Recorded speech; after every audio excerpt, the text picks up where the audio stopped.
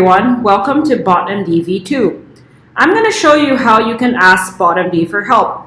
So you can tap on the BotMD chat and you'll notice that we've got bot commands at the bottom underneath the type field. So the thing about BotMD V2 is that we've actually helped you to group commands so that it's easy for you to figure out how to ask BotMD for help. So you've got drugs, you've got journals, you've got multimedia, and calculators and values.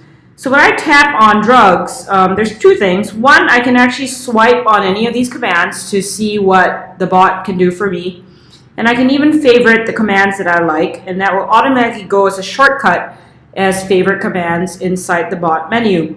The moment I tap on a command, I will see two things. One, a pop-up that shows you the command in case you forgot what to type after, as well as an example. So in this case, I'm going to type dose of cimetidine, and I'm going to type gastric ulcer. So we allow you to search for dose information for specific indications. And that will give you more of a precise response, so benign gastric ulcer, and I'm going to get the speed of BotMD in terms of directly responding to my question. And I also then have other quick options which might be relevant. So I can actually look for dose adjustments. And again, I can also go back to the menu at any time.